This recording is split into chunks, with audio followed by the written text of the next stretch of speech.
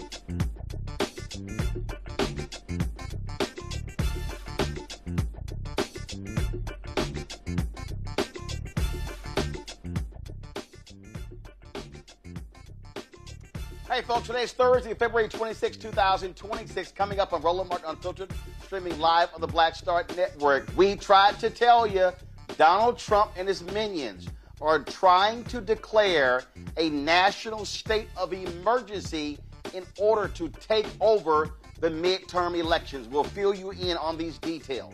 Also, on today's show, the Mississippi Supreme Court has ruled Republicans must redraw lines there because they've been screwing over black voters. But Mississippi is dragging its feet, hoping the Louisiana versus Cali decision is going to bail them out. And black folks in Mississippi are scared to death, but that could decimate black political power in Mississippi and all across the South as well. Folks, the University of Pennsylvania is offering a minor in racism and anti-racism studies in response to what's happening in the country. Also, folks, memorial services. First of all, the funeral services begin today for Reverend Jesse Jackson Sr.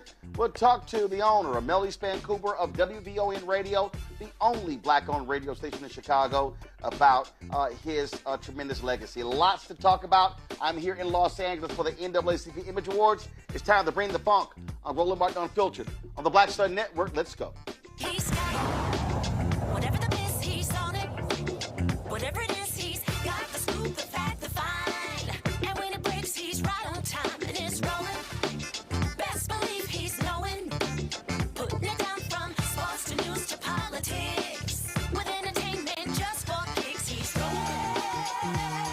Yeah, it's all go, y'all. Yeah, it's Roland Martin, yeah. Rolling with Roland now.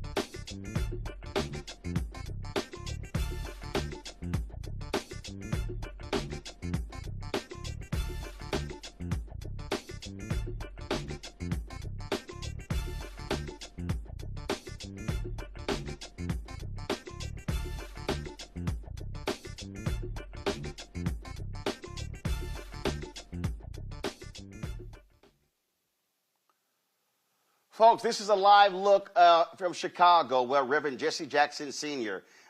Is lying in repose at Rainbow Push Coalition. You see right there in this picture, you see former Congressman Bobby Rush. Guys, if y'all could bring the audio down some, please. You're seeing Congressman Bobby Rush there. You're seeing Reverend Al Sharpton.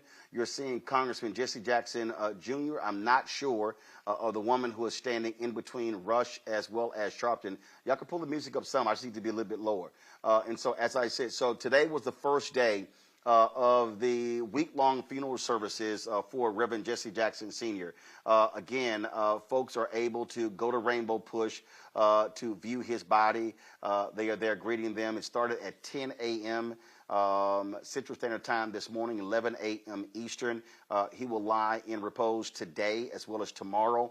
And then on Saturday, there's going to be a caravan traveling from Chicago. So it'll be driven by car from Chicago to South Carolina, where he will lie in state at the U.S. Capitol. You see stepping in right there to speak to Jesse Jackson Jr. and Al Sharpton is Yusef Jackson, a son of Reverend Jesse Jackson Sr. as well. And so looks like well, that's AP. We can't control the camera.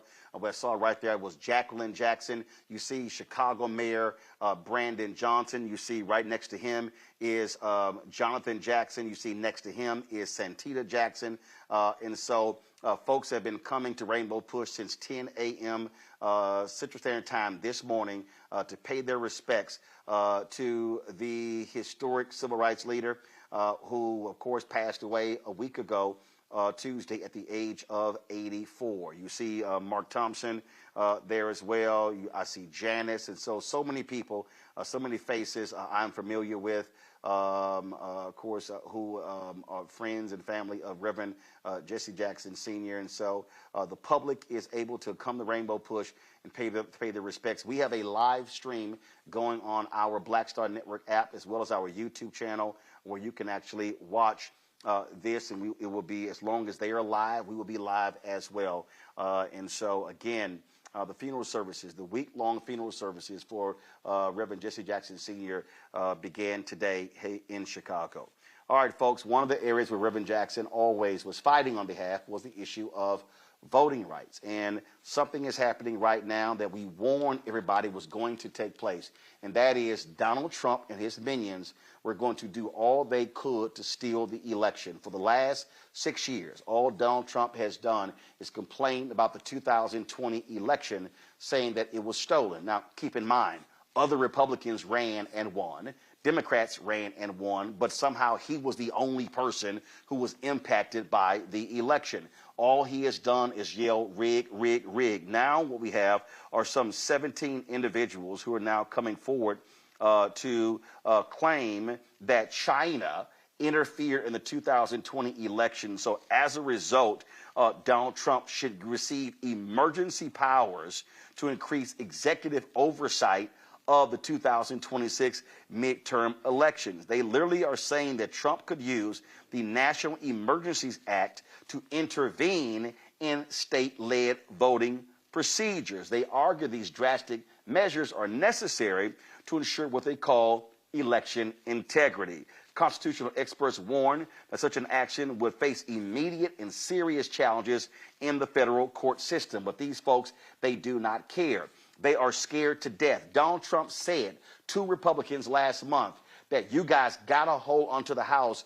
If you don't, they're going to impeach me for a third time. He is scared to death of being impeached. Well, if you didn't do anything wrong, why are you scared to get impeached? Because you know you've done some corrupt things since you've been in power. And so that's what we have going on here. My panel, Dr. Greg Carr, Department of Afro-American Studies, Howard University out of Washington, D.C. Reese Colbert, host of Reese Colbert Show on Sirius XM Radio out of Washington, D.C. as well. Glad to have both of you here.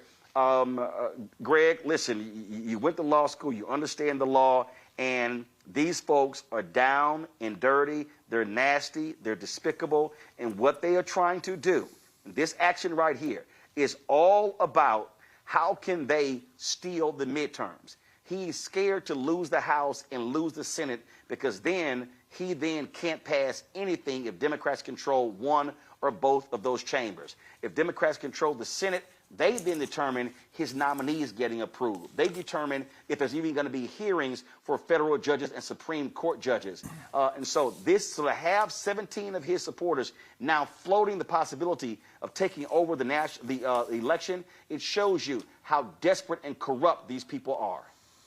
Yes, sir. Absolutely. You know, I like what Ilhan Omar is referring to him as President Majnoon, an Arabic word meaning evil, mad, or fanatic.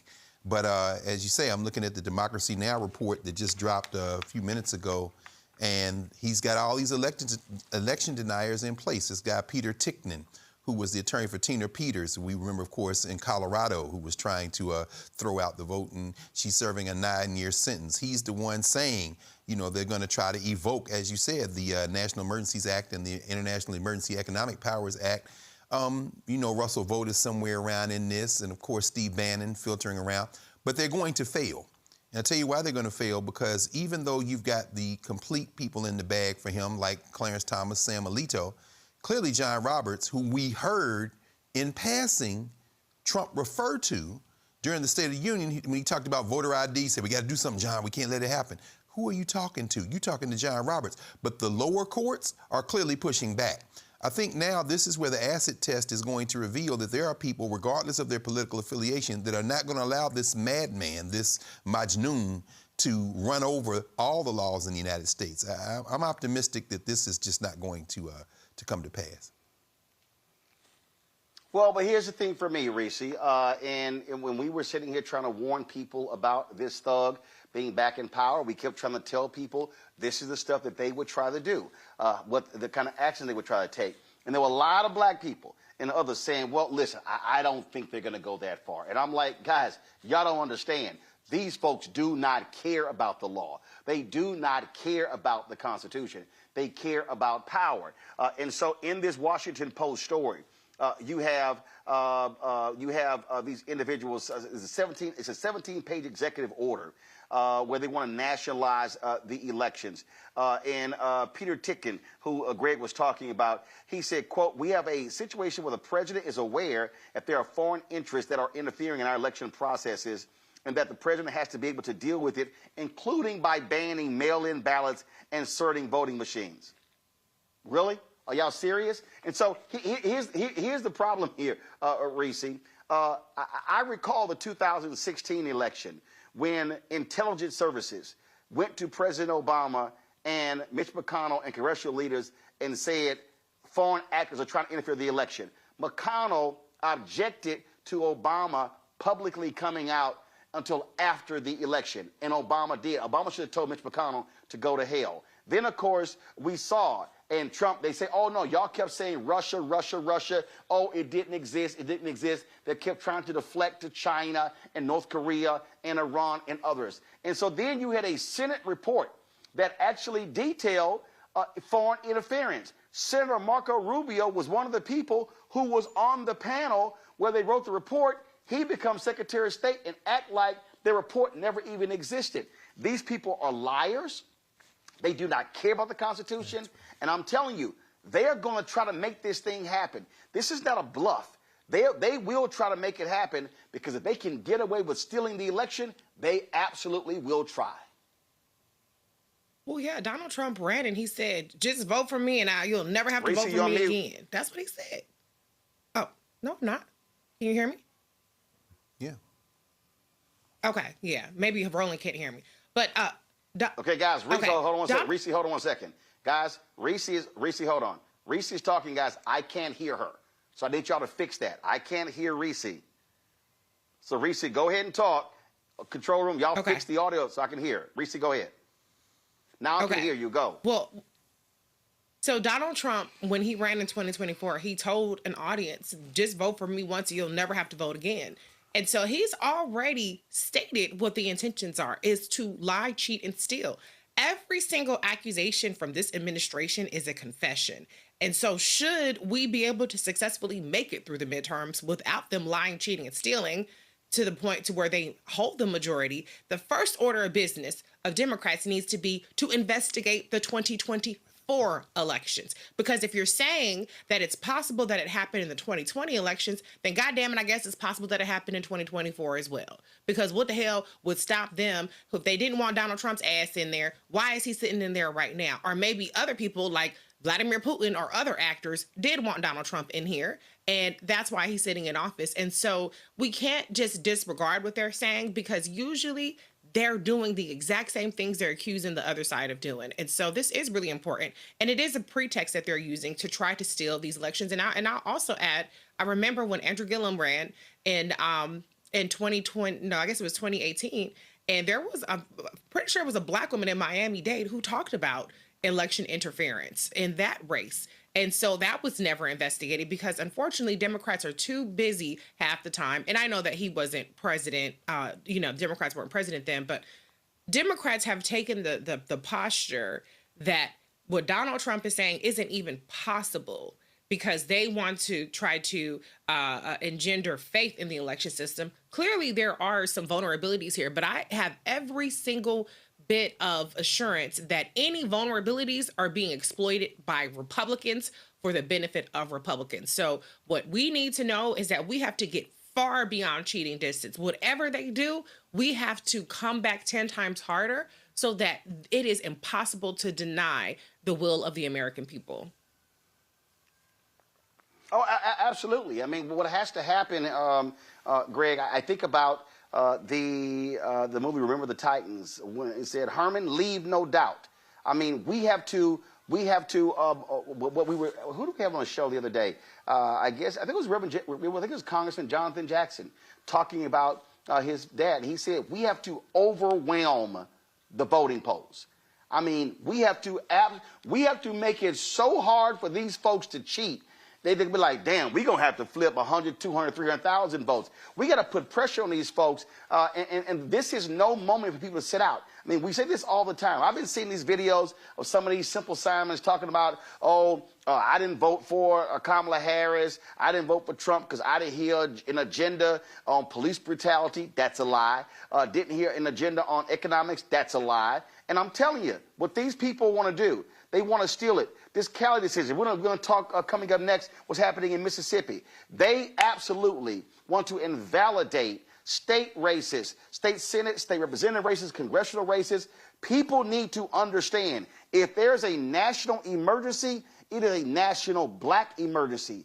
Black people need to understand that there is an all-out assault to completely roll us back to pre-1964 Civil Rights Act, 65 Voting Rights Act, 68 Fair Housing Act days. And if these Republicans had their way, they would undo, and we already know they're trying to challenge the 14th Amendment, they will undo the 3 Reconstruction Amendments that were passed by the radical Republicans. You're absolutely right, Roland. Of course, there are unintended consequences. There always are unintended consequences. In this case, the Constitution is crystal clear.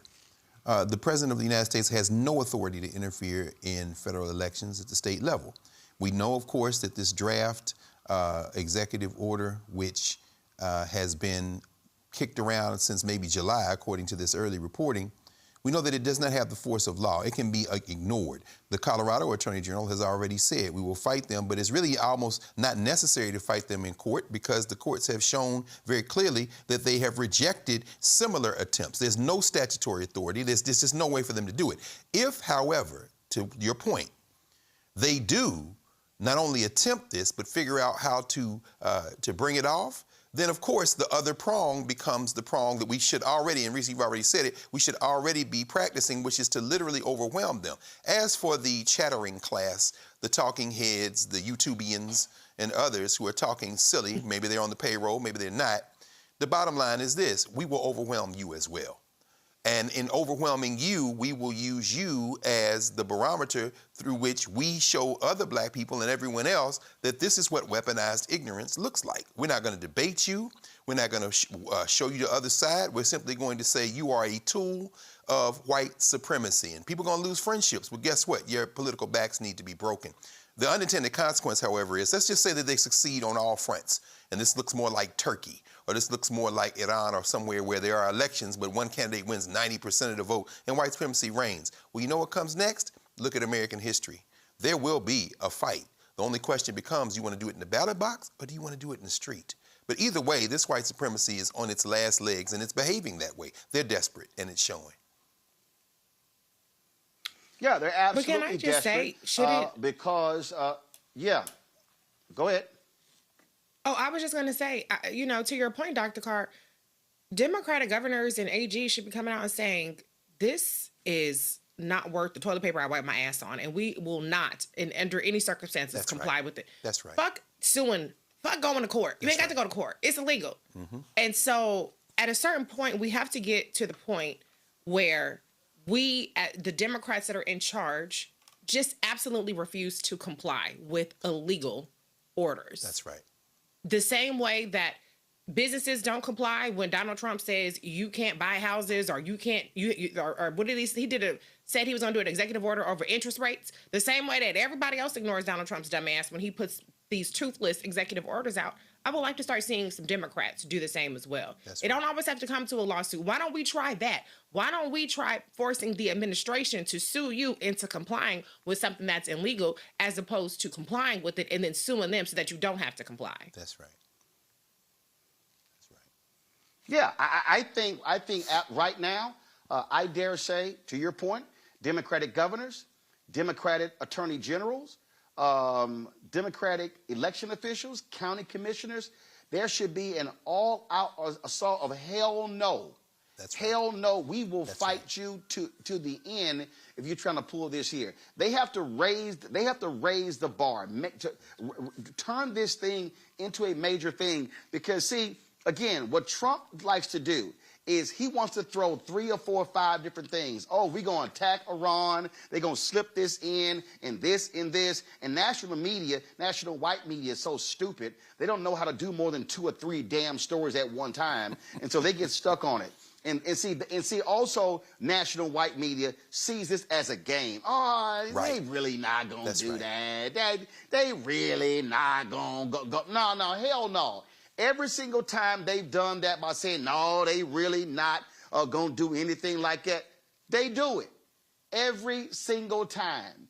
And this right here, they called it. Steve Bannon, after they lost in 2020, Steve Bannon and Greg said, we're going to put our people in the local state boards, county boards of election and the state boards of elections, and we're going to take over the system. That's what folks don't understand. And so they are going to try this.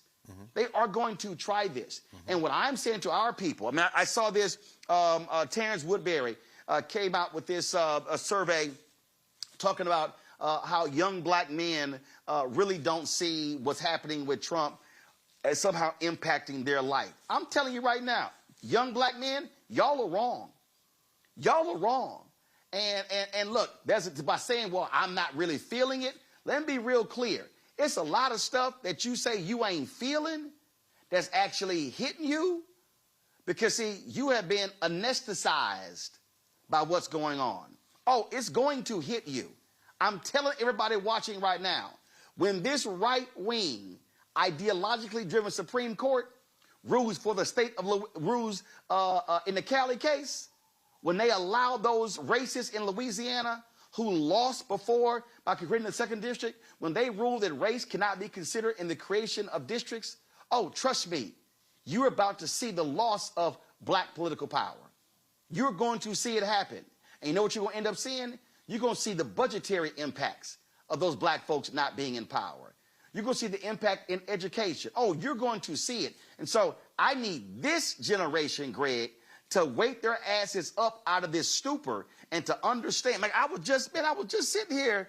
The Houston Chronicle had some video, and the video said 4 black women from Houston discussed the 2026 election fatigue and the frustration of being the backbone of a Democratic Party that seldom rewards their loyalty. Listen, I feel folk on all that. This ain't no time for no damn fatigue. No. And oh, I'm tired. Because way too many ancestors were also tired But we need to really understand, we are sounding this alarm for a reason. What these white supremacists want to lock in is absolutely Jim Crow 2.0. That's absolutely right. And let's just be very clear. There's a difference between power and the law, as you've said.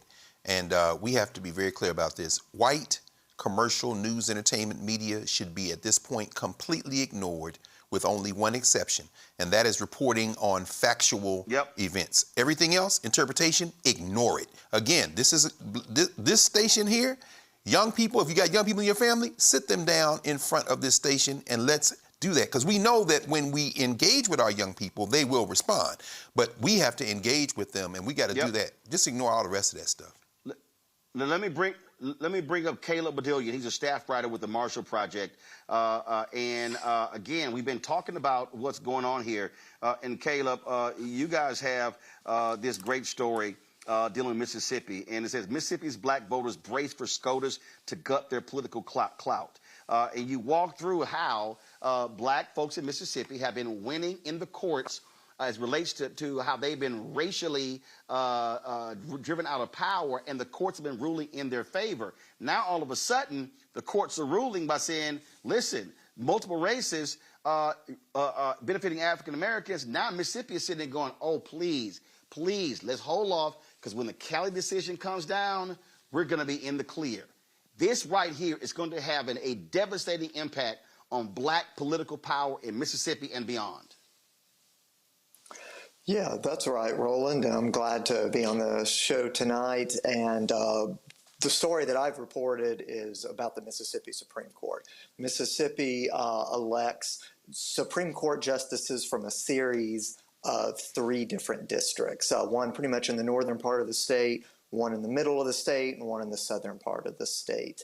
And there was a lawsuit brought by black voters in Mississippi that said, the districts are drawn in a way that dilutes the power of black voters in Mississippi. Mississippi, of course, is the blackest state in the country. About 37% of our statewide population is black in Mississippi.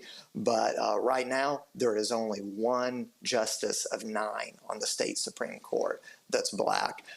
There's only, in the state's history, ever been 4 Supreme Court justices on the state Supreme Court that have been black, all of them since 1985, and none of them have ever served on the court at the same time. There's no black justice that's ever had a black colleague on the Mississippi State Supreme Court.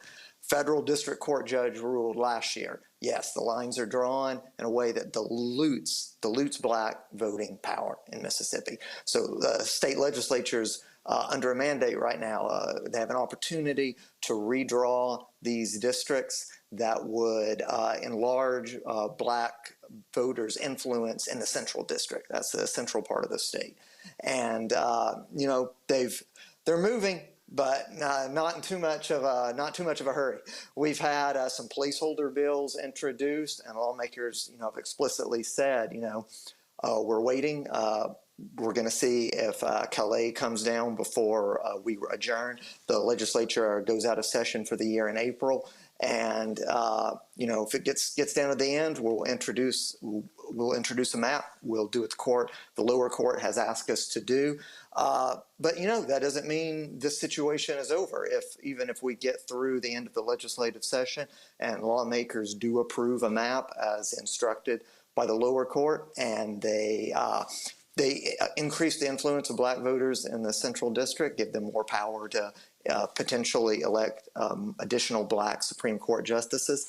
You know, that case is still on appeal before the Fifth Circuit. You know, Calais will be decided by June at the latest. And, you know, when that comes down, if the Voting Rights Act is heavily weakened, then this order is heavily, you know, it's at risk on appeal. We might never see these new maps used in an election. And see, look, we just had an election in Mississippi that reduced the Republican supermajority, and a couple of African Americans won. That was based upon a court ruling.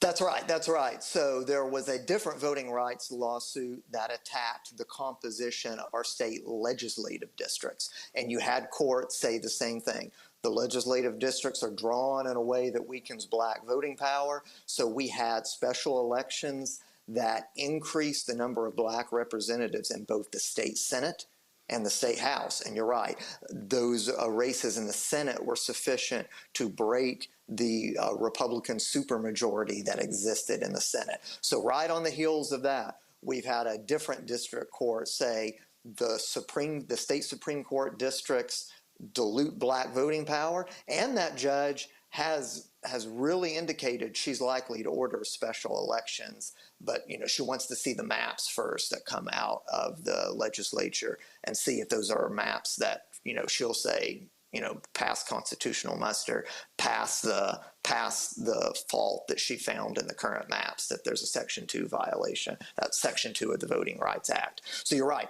black voters have had a string of successes in the courts in the last couple of years bringing voting rights claims in Mississippi. And listen, as you were talking about how they drew the lines. I mean, bottom line is we saw this for the longest in Alabama, and it was federal courts that ruled, listen, you're screwing over black voters. They had to create a second opportunity district that led to the election of Congressman Shamari Figures. They fought Louisiana, a third African-American, fought that. It was like, went to the Supreme Court, went back, they tried more tricks, go back, no. Then they create the second district, they elect Congressman Cleo Fields, and then they came up with this another way to challenge it, and that's where the Calais case comes from. And so what we have consistently seen white Republicans all across the South use the pen to screw black voters in so many different races, and without Section 2 of the Voting Rights Act, without that, we're not going to see any sort of protection. And frankly, based upon those oral arguments, this Roberts-led court, guess what? They got the votes to wipe it out, and we are going to see a massive rollback of black political power when that actual decision comes down. I don't know of any, I've not talked to any black lawyers or constitutional experts who think that somehow we're going to be able to win this case based upon the questions that were being asked in oral arguments. Yeah, that's definitely the mood among, a variety of legal observers in response to those oral arguments in the Calais case. Virtually all of the conservative justices in oral arguments seemed, skeptical at best about the current legal framework. There's still a kind of a question around the range of possibilities. At the most extreme, we could see a decision that just outright strikes down Section 2 as unconstitutional. There are other ways the court could probably attack the current framework while technically leaving Section 2 intact, but the end result very likely to look the same in either respect. One, that going forward it's much harder, if not just outright impossible, to win cases of the kind that we've seen black voters winning in Mississippi recently. And then at the more extreme end, depending on what happens in the decision in Calais, we could actually see either lawsuits from white voters, like we're seeing in Calais, trying to attack minority majority or opportunity districts that already exist, or we could see, an expansion of this mid-cycle redistricting that we're seeing right now, this redistricting war in places like, Texas, California, and now, potentially Florida and other states trying to get in. Other states have gotten in on it. If Section 2 falls, it's not clear how many states or how fast they could move depending on when Calais comes down. It might not be in time for this year's elections, this year's midterms, but we could definitely see southern states eliminate currently existing black majority districts, like the district in Mississippi that's represented by Representative Benny Thompson.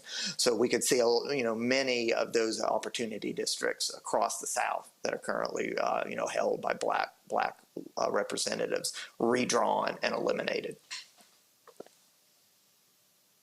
All right, then. Caleb, great reporting with the Marshall Project. Thanks a lot. Absolutely. Thank you so much for having me. Real quick, going back to Greg and Reese, again, we keep trying to tell folk they got to pay attention to all of this stuff because all of these things are moving all at the same time, Reese. So you've got the Supreme Court action, you got what Trump been doing, you got what's happening in the states, you got Florida trying to redistrict, you got those weak-ass Democrats in Maryland who didn't want to move. I mean, again, this is what drives me crazy about soft, weak, impotent-ass Democrats who don't understand what's going on. The other side is playing for keeps. They playing for power. You can't sit here and say, well, no, we're going to do things a certain way in the right way. They don't give a damn. This is where you got to have a whole bunch of Louise Lucases in every state saying, we going to swing, let's swing. Well, yeah, but people don't want black women in charge. I mean, that's the problem. Y'all want shit to be better, but you don't want the motherfuckers that's gonna fight tooth and nail for it because she cussed too much or she wear long eyelashes or whatever the hell stupid ass things y'all come up with, or she got she got an annoying laugh, whatever. So, this is what we get when we deal in the superficial, when we deal in stupidity, as opposed to dealing with people that really are about that life.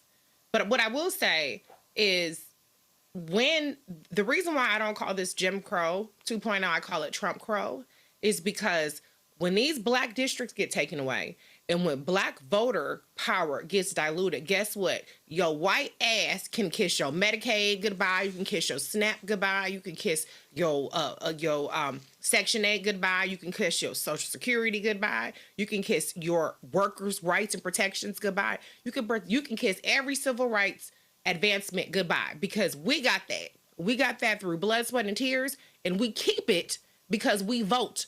We are the conscience of the American electorate. And so diluting our power is going to make your life more fucked up, whether you realize it or goddamn not. Greg, if folk out there are saying, hey man, this ain't gonna really impact me, I want everybody to be on record. We are on record right here at 6:37 p.m. Eastern on February 26, 2026. We gonna say a big ass hashtag we tried to tell you. We are, and it's going to be necessary to do. Holly Green often says sometimes movements skip a generation. In this case, maybe 2 generations. And as we heard the good brother Damon Hewitt say on Tuesday night in the State of Our Union, Damon said, things are going to get worse before they get better.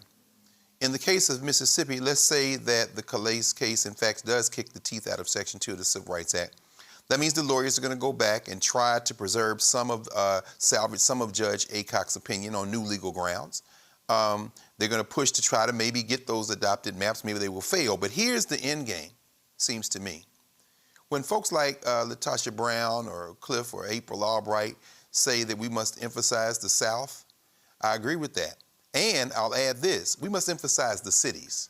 There should be no supermajority white nationalist legislatures in the South, even with the extreme gerrymandering, if we will do what you and Reverend Barber and our good brother Gary Chambers out of Louisiana say, which is vote our numbers. Maybe they will have a white nationalist majority in those states, and I'm not at all sure of that because I don't even trust that Mississippi is as low as 37% black. I'd say at least 40% or more.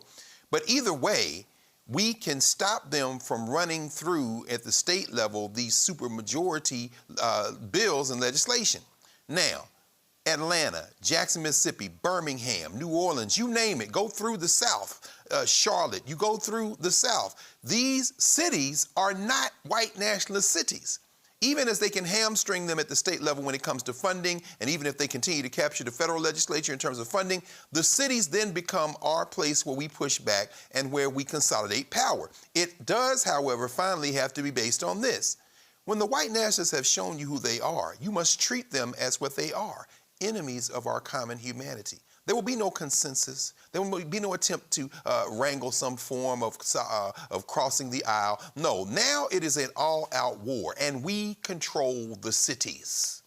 At that point, let these rural whites who decide that they're going to vote against their interests because they want to embrace their white supremacy, let them eat it.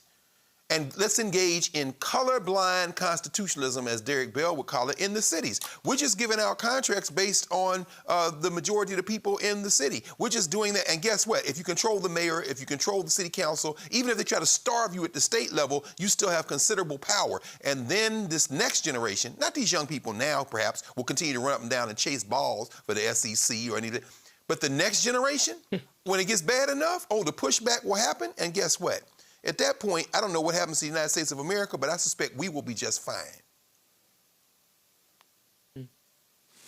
Folks, hold tight 1 second. Going to a quick break.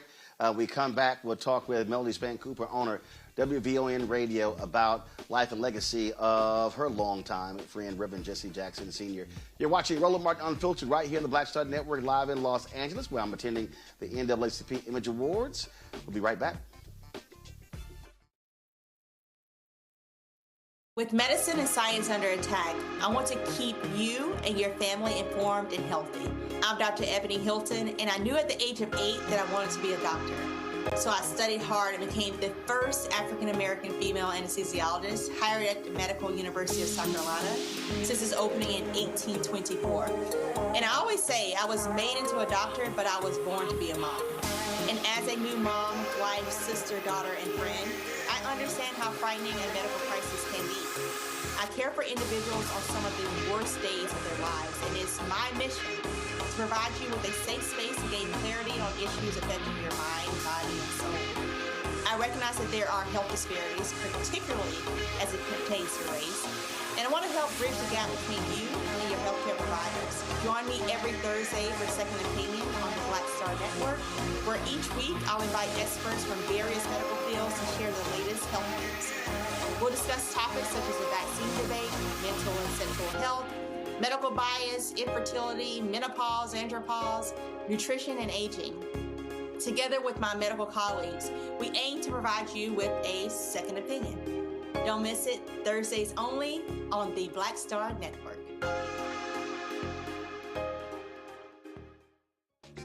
My name is Bill Duke, and you're watching Roland Martin Unfiltered.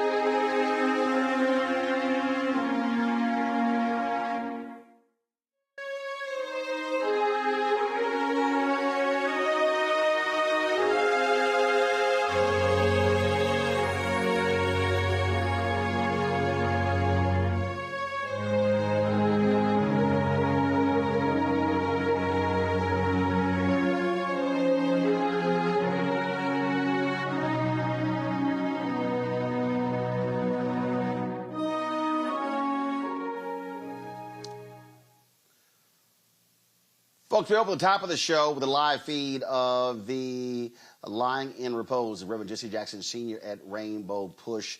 That is still going on. You see right there. Families greeting folks there. My guest today is Melody Span Cooper, owner of WVON Radio, the only black-owned radio station in Chicago. Has known Reverend Jackson, the family, for a very, very long time.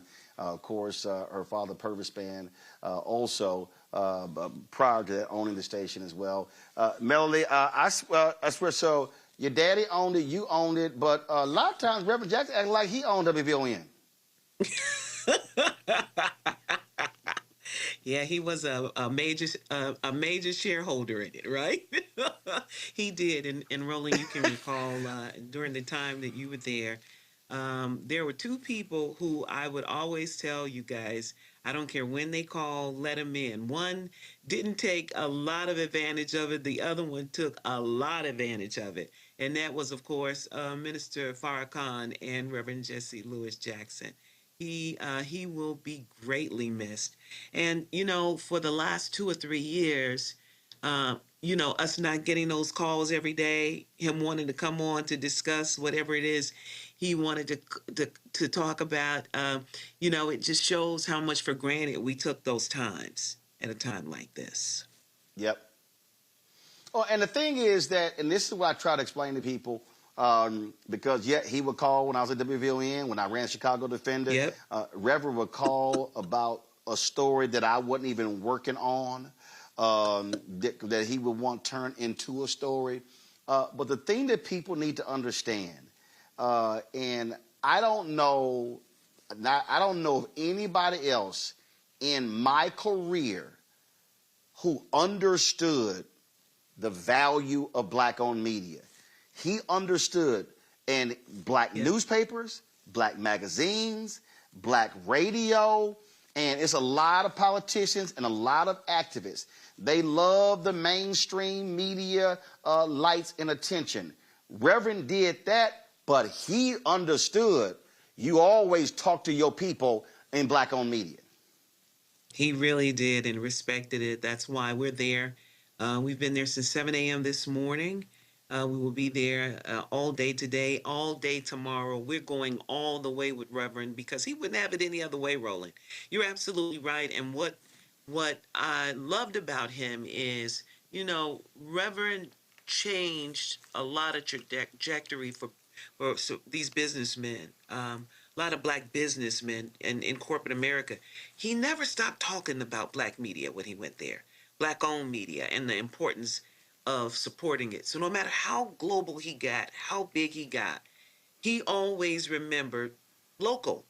The world turned green and global. He always was black and local. And that's a benefit because when you reach the amount of people that Reverend reached and touched, it was great that he took us with him and made people respect us. He didn't put the major networks ahead of us. He wanted us in the room, and he when he was in the room with people who could make a difference for us, he talked us up, and we will miss him. I don't know of anybody even coming behind him that carries that mantra for us. You do it, of course, right? I do it, but someone who's not directly engaged with us. I don't know if there's a replacement for that. Well, I remember, there isn't. I'm just being straight up. I remember having this very conversation on WVON.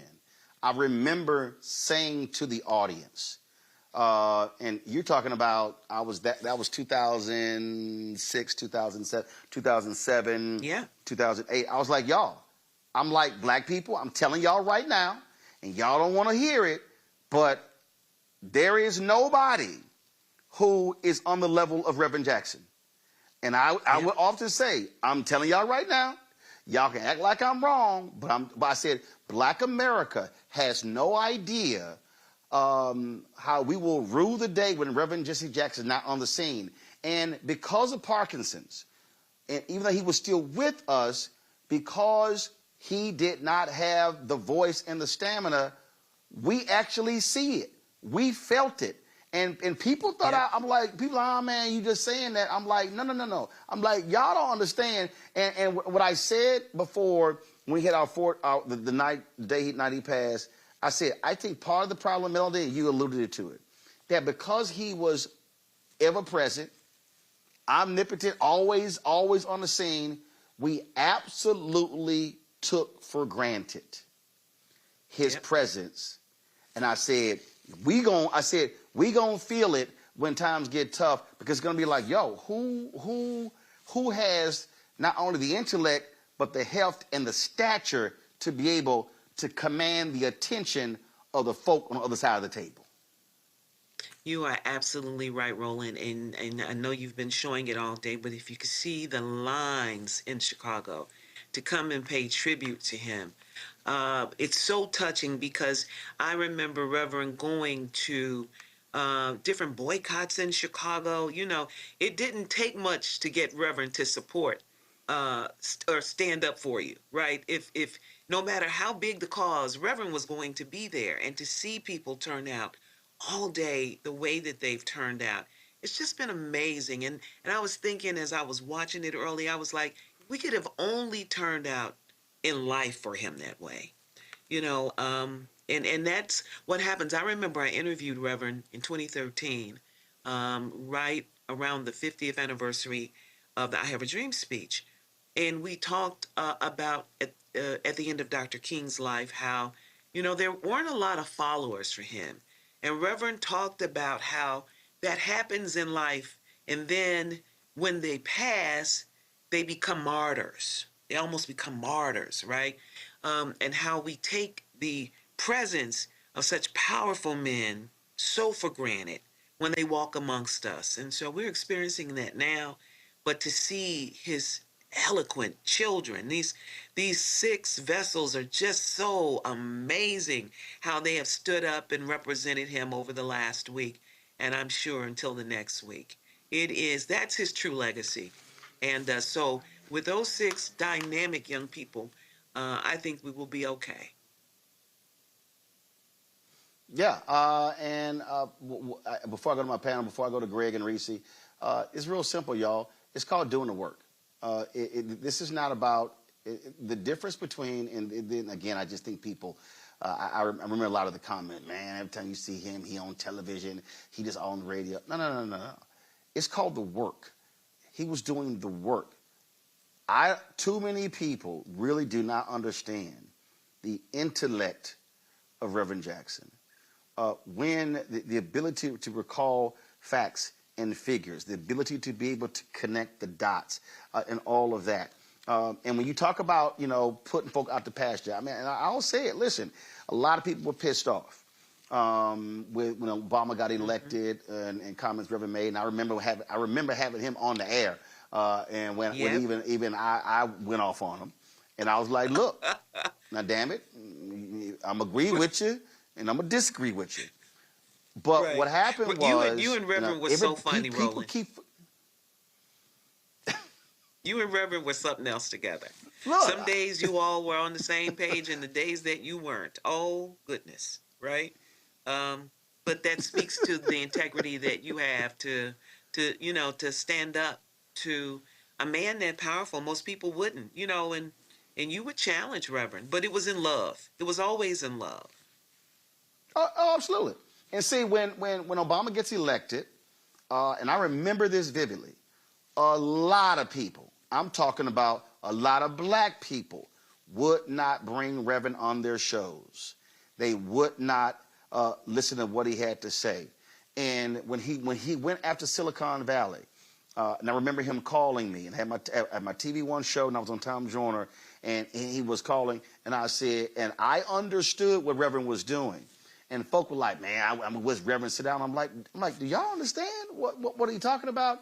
And he was the one, we're talking about 10, 11, 12, who really began to jam up Silicon Valley to force them to honor their commitments. And we were talking about this. So this was pre-George Floyd's murder in 2020. He was forcing Apple, Facebook, Google, to really hire and commit to doing things with African Americans. And again, a lot of black folks wouldn't put them on. And I said, Reverend, I'm going to put you on every week because the issue matters. And that was my point. We have to learn that we may have disagreements about certain things. It can't be personal. When the interests of black people are at place, the mission comes before folk personal feelings. Absolutely. And the thing that people have to really respect about Reverend was he wasn't afraid. Roland, he never was afraid of the fight.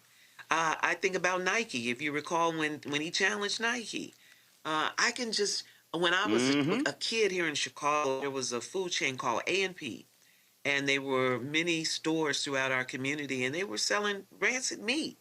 Reverend shut them down. He just, if the cause was not on the side of what he believed was right for our people, he was willing to take it up, big or small. And I don't know how you fill that void in 2026. I just don't know how you do it.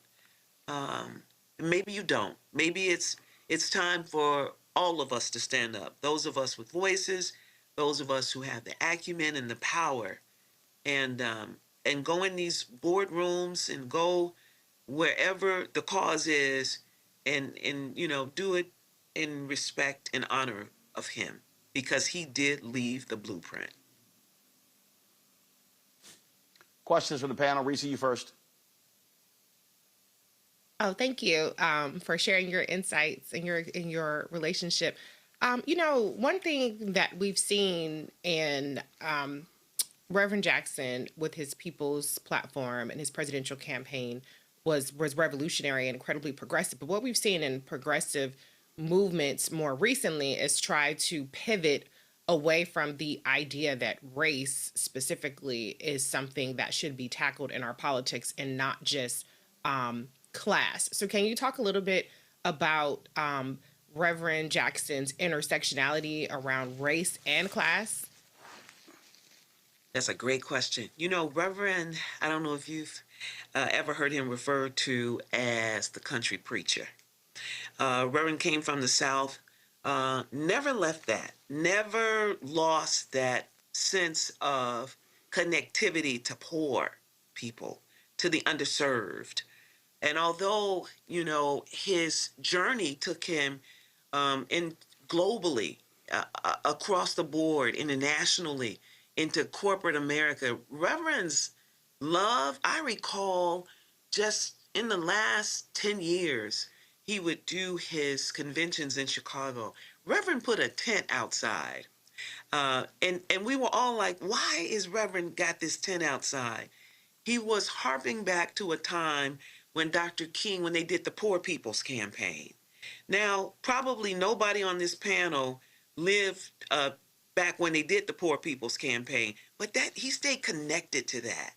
He stayed connected to people who you would think as he had moved forward, he might have moved away from. Never that. And I think that's what made him so special. The simple things, the way he walked around Chicago in stores and in restaurants and with children.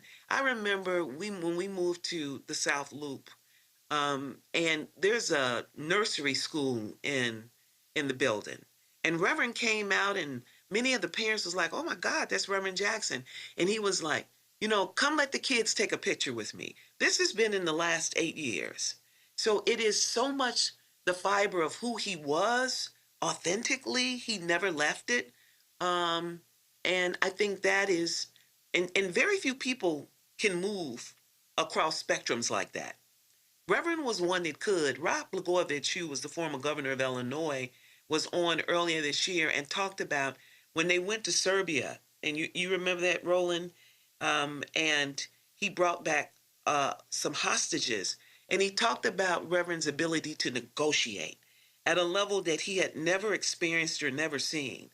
Imagine that Reverend Jesse Louis Jackson and the Reverend Jesse Louis Jackson who was on 50th and Drexel for the last 60 years, right? Working with people in the community. It's just been magical to watch him be able to navigate those worlds like that and do it so authentically. So yeah, that's how I would kind of explain that. Greg? Thank you. Thank you, Roland. And thank you, Sister Melody, for all your years and all your family's years of service to our community. Black-owned media is defined in many ways by the voice of the Negro. And that's really what I want to ask you about.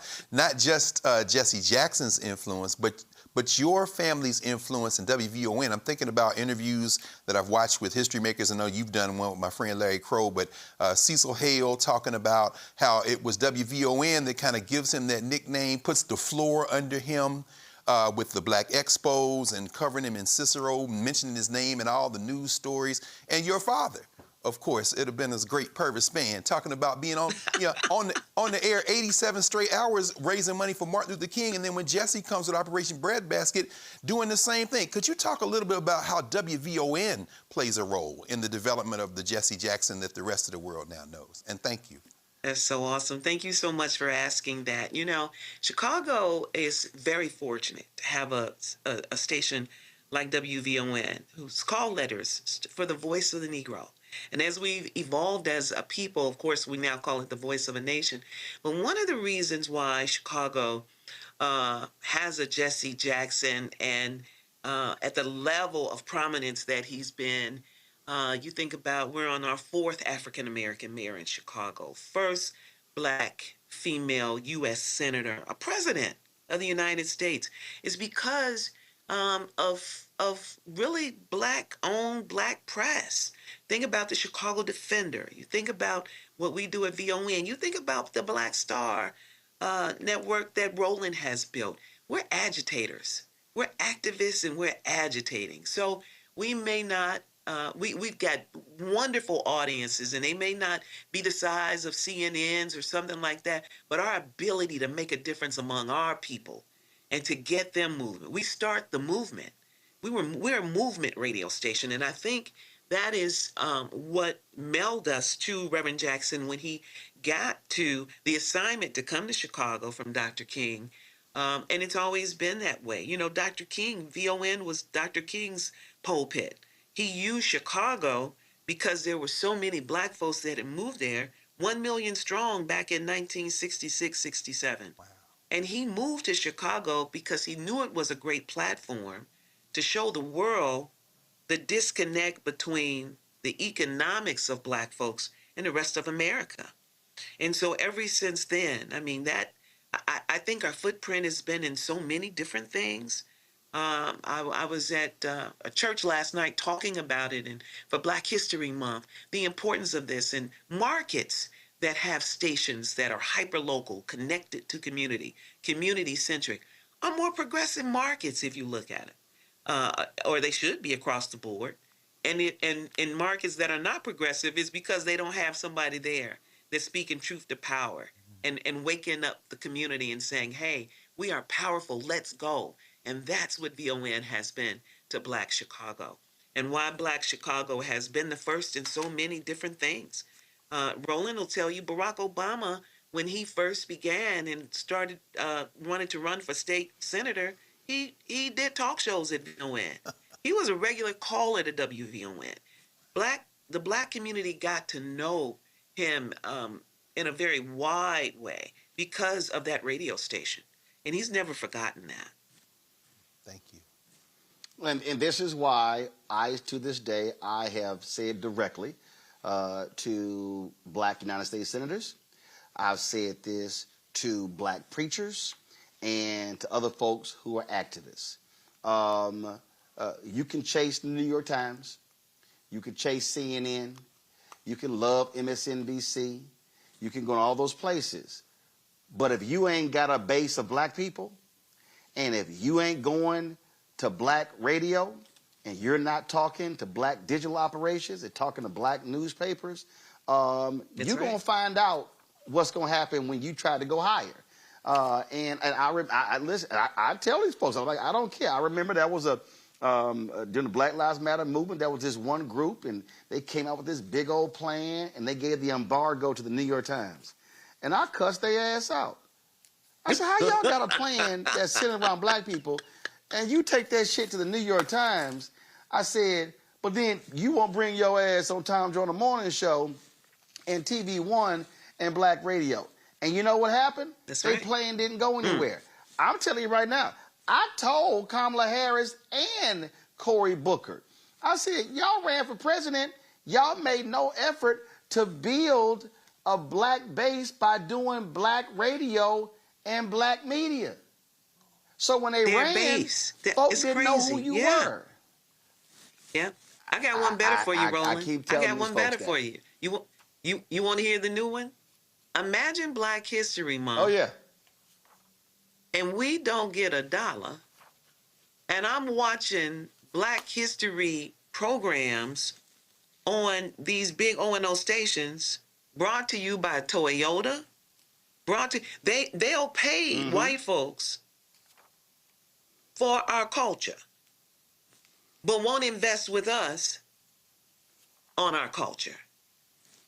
That's how crazy this has gotten. And the problem that we have, and the problem that we have today is that, and if we really want to be honest, with Reverend Jackson, because of what happened with Parkinson's and now being deceased, we do not have a major civil rights voice who is making Reverend Sharpton is doing some, but I'm talking about, again, I'm speaking on Reverend Jackson's level, who was understood this and would literally say, I'm going to organize these meetings with these very companies and walk in saying, how you funding these projects over here but not over here? And that's what I told I kept saying to black people. You got to have freedom fighters on the national level who are speaking up for black economics, who have the personal capacity and the power to be able to affect change.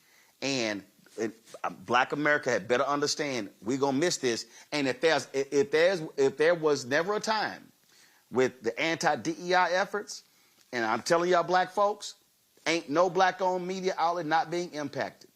I know black newspapers that have lost 80% of their funding because in the last year.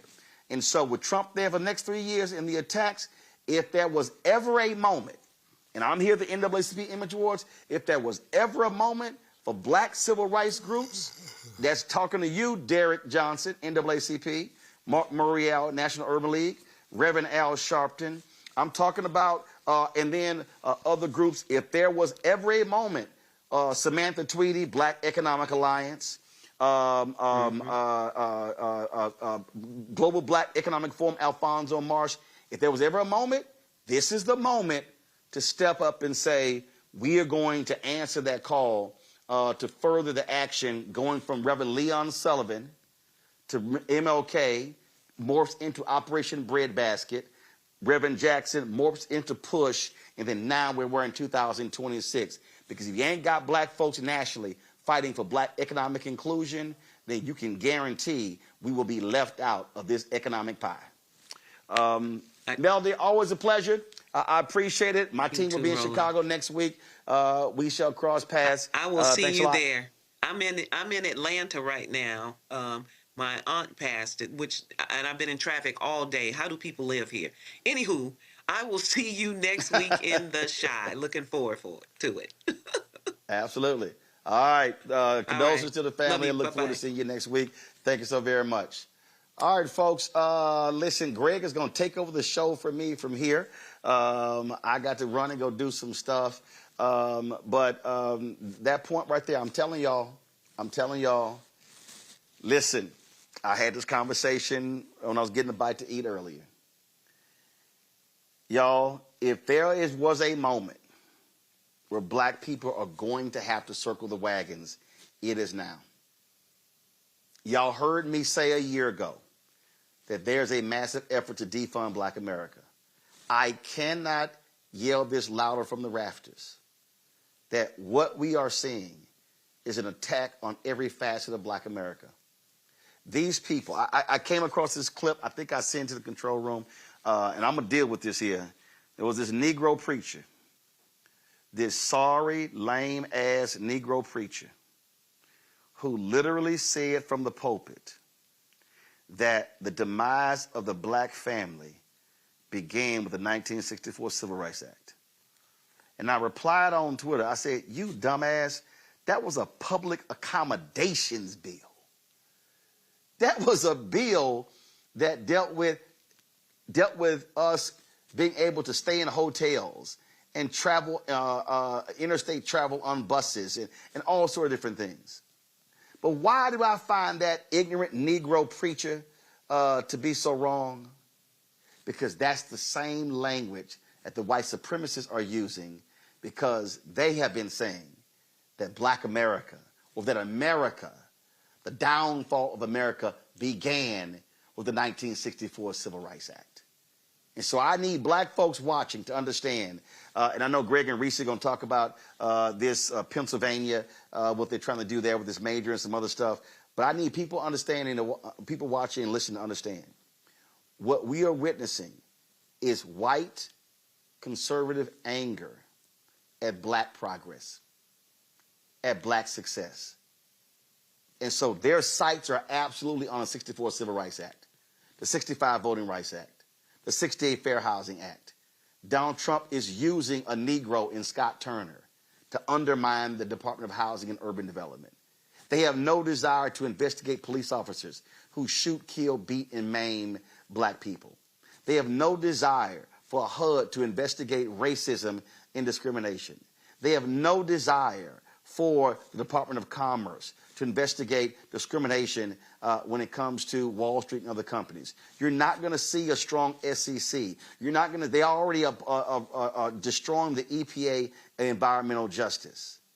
Folks, there's a bullseye on the target of every black person in this country. And we had better wake up to what's going on, because it is real. The attacks are real. And repercussions are going to be real. And that's why voting matters, but voting is just one part of the process. This is a moment where we've got to be taken to the streets, organized and mobilized, putting pressure on systems. This is not a time for us to say that we are tired. This is not a time for us to be saying, oh, I want to sit this one out.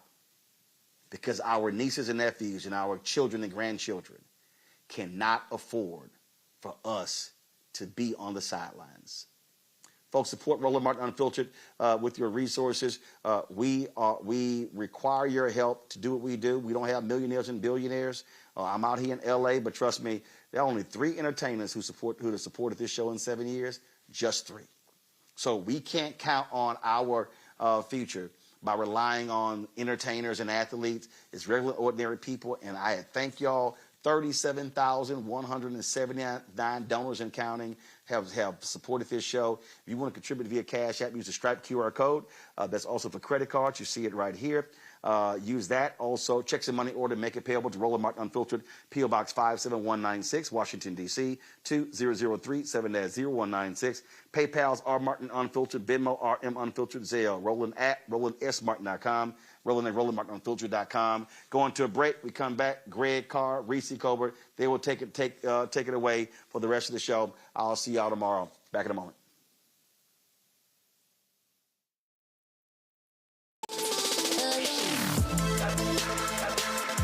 Hey y'all, welcome to The Other Side of Change, only on the Black Star Network and hosted by myself, Bree Baker, and my good sis, Jameera Burley. We are just 2 millennial women tackling everything at the intersection of politics, gender, and pop culture. And we don't just settle for commentary. This is about solution-driven dialogue to get us to the world as it could be and not just as it is. Watch us on the Black Star Network, so tune in to The Other Side of Change.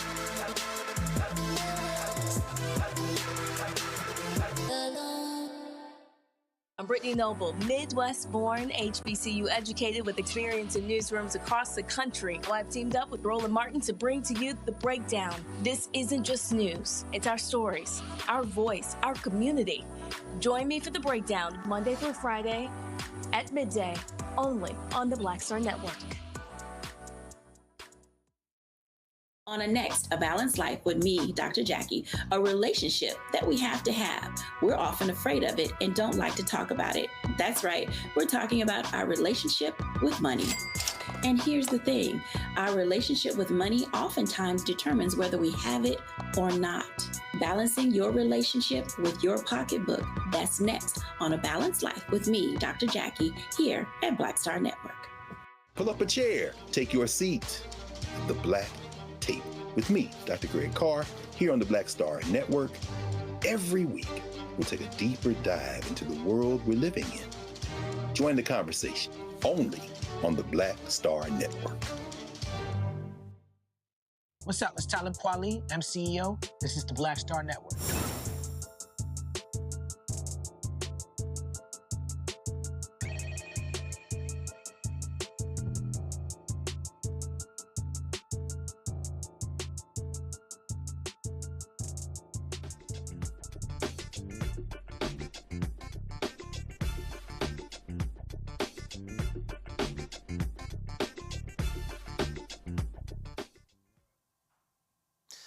Donald the Con Trump is escalating his so-called war on fraud, freezing more than $250 million in Medicaid funding to Minnesota. Junior Varsity Vance, J.D. Vance, says the payments will remain paused until the state submits an anti-fraud plan that the administration considers acceptable. Minnesota is the first state targeted, and officials say others could follow. Of course they do. The move comes a day after Trump vowed in his so-called State of the Union to crack down on fraud in federal programs. Probably the first thing he needs to do is give all the money that he and his Trump crime family are taking out of our pockets back to the government. The administration is freezing new Medicaid payments to companies supplying durable medical equipment while it investigates suspected fraud.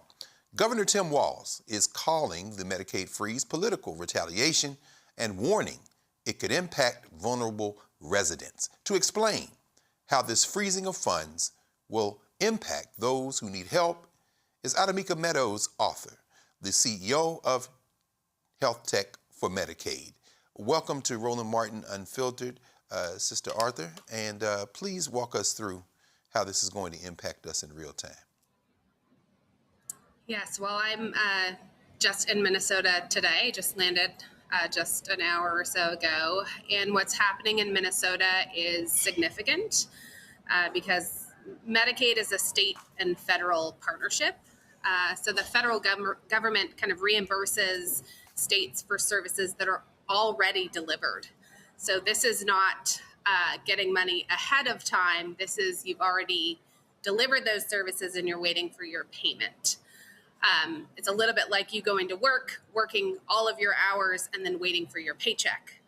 In this case, CMS, or the Center for Medicaid and Medicare Services, is temporarily withholding not just $259 million in reimbursements, while they're alleging concerns about fraud and fraud oversight.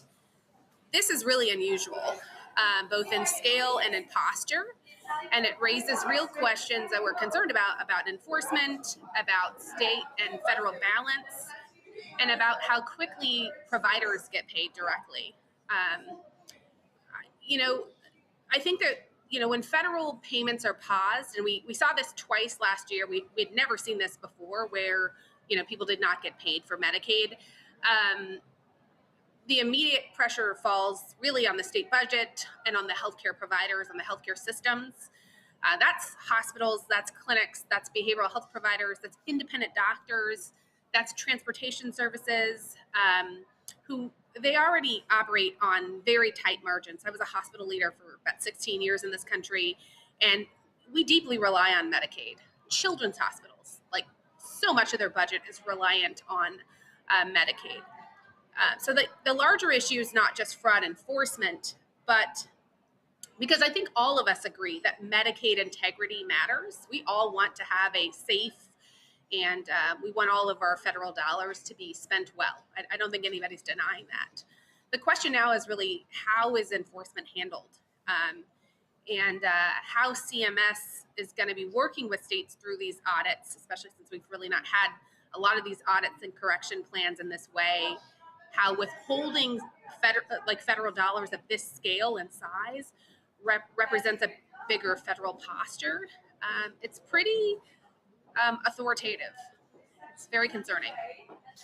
Could we talk a little bit about how they have failed so far to actually carry out these cuts? We know that it has been blue states, Minnesota, New York, California, Illinois, Colorado. The federal judges blocking most of these efforts. We've seen them attempt to withhold funding for food stamps. A federal judge blocked that. HHS tried to freeze $10 billion in funding for child care subsidies. A federal judge blocked that. I'm sure that you all will be in court around this. Could you walk us through what you expect, whether or not this might even succeed, given what we're seeing so far coming out of the federal courts? Well, it's a little bit complicated, right? Because all of those different cases had to do with different pots of money and different funding scenarios. This is a completely different pathway, and it's a pathway we're not really used to getting kind of cut off. One, in that volume of money, and two, in this sort of way. So this is kind of unprecedented in a way. I do expect there will be legislation around that. There'll be some enforcement around this. I'm certain there'll be litigation. I think what people need to understand is that Medicaid is the largest insurer of children, right? It is the biggest payer of long-term care. It is a major source of disability services, right? And you talked about durable medical equipment, right? these are things that people need, right? And so when funding becomes uncertain, providers, hospital systems, clinics, federally qualified health centers, they face cash flow issues, and that can ripple outward. Now, I don't want people to think their benefits are ending, right? Or that this impacts them personally at home. It really impacts the systems more than it impacts them. But if you're a small mom and pop, provider, it'll hurt much more. You don't have cash reserves. You don't have, 100 and 150 of days cash on hand to dip into. People will probably have to take personal loans out. This will impact people's lives significantly. So as of now, I'm sure benefits will continue. I'm certain the state has, some reserves. I'm sure other states will open up coffers. This is a blue state, and Minnesota has just been under fire. Let's just be real. We have seen so many of us are really feeling the pain of the just assault on the state. But I think the prolonged deferrals or even, litigation, that could create additional strain. I think the other thing to think about is the larger national implications of what this could mean for other states. That's very important. Yeah, like you said, I mean, just the disruption alone, and thank you when you opened up, you kind of put front and center the fact that nobody wants waste, fraud, abuse. But in this case, am I wrong to say what's being reported that there's no evidence of any of this that has been put forth by them? Is that true? From what we've been told, that is the case. Those of us who work in this field, we spend a lot of time with the federal government. I spent time on Monday with CMS representatives. I think we're trying to be as friendly as possible. This program represents a fifth of Americans. We really need to do our best to be at the table and to ensure the integrity of the program. With all of the stuff on the table with HR 1 happening, we are really trying to make sure as many people as possible, and for me, like as many brown people, as many people of color as possible, get access to the services that are necessary to keep their lives. It's a quality and duration of life issue for us. I know that this administration is really touting, fraud, waste, and abuse in every angle it can. I just worry that it's doing it on the backs of people's lives and livelihood. Absolutely. If you don't mind, we're going to bring our sister Reese Colbert in to be in this conversation. Reese, any questions, comments for Adamika Meadows Arthur? Thank you for being here. One of the points I try to emphasize is that these safety net programs are not charity, and how they essentially supplement people who are not are receiving these services, this Medicaid or Medicare or whichever, by providing a patient and revenue base in these areas. Can you talk a little bit about how Medicaid stabilizes the consumer base or stabilizes the revenue base so that providers actually want to service certain areas? Well, sure. I mean, I was, like I mentioned earlier, I was a hospital leader, and, many hospitals do not survive actually without federal dollars, certainly Medicaid, right? Most hospitals rely on about 30% of most hospital budgets or at least Medicaid, let alone Medicare, which is another federal program. Our hospitals, and that's not even speaking of our rural hospitals, would deeply depend on our federal resources. So not only do people in the U.S. rely on them, as you know, most people, well, almost everyone over the age of 65, as if they've paid into the system and they're a citizen, are eligible for Medicare, and they should sign up for Medicare. I'll tell everybody that. So almost every hospital in the nation takes Medicare dollars, and should. And you look at children's hospitals, as I mentioned earlier, they significantly rely on Medicaid. So without federal dollars, we don't have, our commercial base is not set up to fully, these are insured patients. Let me just step back. This is not charity care. This is not money being thrown away somewhere. These are insured patients. They have insurance. Can we continuing this, it's interesting. I was looking at Health Tech for Medicaid, the formation, of course, that you founded in 2018. It looks like a very wide coalition and broad coalition of folks, a lot of healthcare providers, a lot of folks looking at the fellows program that you have and kind of bringing another generation in to help them understand how we can intervene in this. How important is the political process in this, and where do you see the pressure points that can be pushed on to kind of maybe force this current administration to back up off of this? And how important is like solidarity and coalition, because you seem to have built quite a broad one with Health Tech for Medicaid? Yeah, I mean, part of the seeds for why Health Tech for Medicaid came to be is that we did not have an ecosystem upgirding Medicaid, right? We also did not have a lot of power in Medicaid. It was the largest insured population in the nation, but we were not in capital markets. We were not seen as a viable, investable ecosystem. And so that's actually where it came from. It came out of major frustration as a hospital leader, and watching Silicon Valley and all of these products and services come in and running a delivery system and seeing a rationalization of who got innovation and who didn't. And so that's really where it came from. It now has grown into a very large national name. We've got payers, providers, policymakers, entrepreneurs, investors, advocates, but more importantly, people on Medicaid, their caregivers, family members, who are a part of our ecosystem. We've got well over 80,000 people on our mailing list. We've got a really great, newsletter that comes out. We try to be very informative. We're on all of the social channels.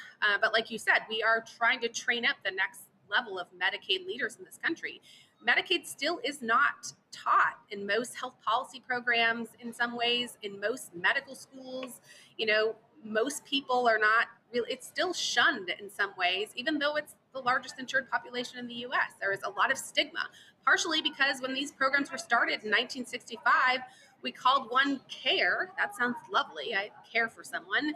And one was called aid. And that didn't sound so great, right? And so there is stigma behind, poor people on Medicaid and older individuals on Medicare. And while those stigma, there's not a lot of truth to that. There's a lot of people that you would not anticipate that are on Medicaid. 1 in 5 Americans, it's your neighbors, it's your friends, it's who you go to the grocery store with. It's a lot of people, even with means, they just have a disability or they have a condition that would allow them to have those sorts of benefits. Absolutely. Well, I mean, ultimately, this very human problem, one that we will all face in our lives as we go through our life journeys. Certainly, it's unavoidable, and thank you for doing the work that you're doing. It's ht4m.org for people to get involved, sign up in the database, donate, and continue this work. We've seen what happens when people fight back, certainly in Minnesota, so I don't expect that this will be any different. Adamika Meadows, author, CEO of Here on the ground today doing the same work. So I just landed and rolling up my sleeves in this very cold environment, getting to work. No, it's no doubt about it. Yeah, and thank you for joining us tonight, because like you say, clearly you just landed because you found a corner and said, let me get involved in this work. And please come back. Keep us updated. Minnesota has become in many ways the tip of the spear, and we wouldn't expect anything less. And certainly we're going to support you here at Black Star Network. Thank you, Sister Adamika Meadows, author, and we'll talk with you again soon. Thank you. Thank you. Yes, ma'am. You're watching Dr. Carr, can I interject something? Oh, yeah, please. Oh, yeah, please, Reese. Yeah, of course. Come on. Yeah, absolutely. Yeah, I just wanted to bring up, there's been so much talk about Minnesota fraud, Somali fraud, et cetera, et cetera. Yes. I just wanted to point out that what they're talking about, the main thing they're talking about, the hundreds of millions of dollars, was a program. And that fraud, alleged fraud, I should say, started when Donald Trump was president. That's number one, in 2020. And it was investigated and prosecuted under the Biden-Harris administration. Yes. It was Christopher Wray, who was the FBI director at the time, who investigated it. And it was Biden's DOJ that prosecuted these people. And so Donald Trump touts finding this fraud as though his administration is the one that found this fraud. His administration didn't do jack shit. It started under his administration. Mm-hmm. So it was actually the Democrats. It was actually Joe Biden and his department, or his Department of Justice, that discovered this and prosecuted it. And I think that there is definitely room to to ensure that something like this doesn't happen again. But make no mistake about it, that fucking idiot Kash Patel, who is too busy taking private jets all around the world, and so busy that even Charlie Kirk's killer couldn't have been investigated quickly enough because Kash Patel was rolling off somewhere in a private jet. That's right. He ain't find nothing like this. They are not even competent enough to discover the kind of fraud that they are touting that the other guys discovered. So any kind of fraud under this administration is probably going to be balls to the walls with them under it. And the last thing I'll say is, you know, they talk about withholding $250 million in Medicaid payments to Minnesota, which is bullshit.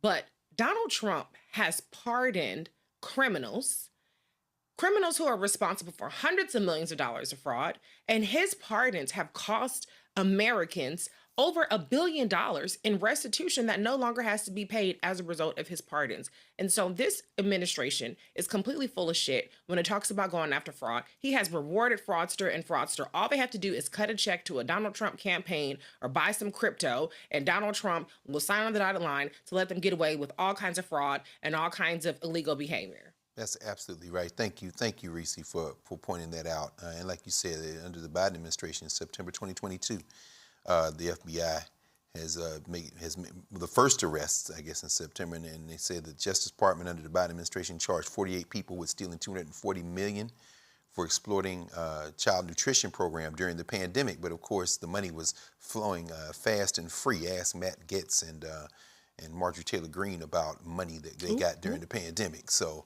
But yeah, thank you for making sure that we understand that this is not a news story and that it shouldn't be trained on the Somalis of Minneapolis and of Minnesota, over 100,000, largest diaspora of Somalis in the world.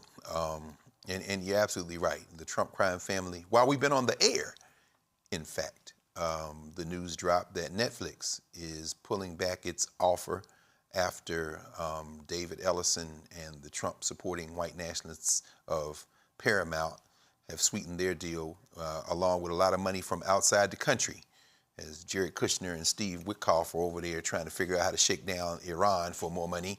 Apparently, the Saudis and the sovereign funds that are able to pour into Paramount have now on the verge of buying CNN and buying Warner, which means I'm canceling all subscriptions. But at any rate, I don't watch CNN anyway. But yeah, like I say, you want to talk about money and fraud? Yeah, you probably should look somewhere else. So yeah, thank you. Thank you for making sure that we understood and understand that.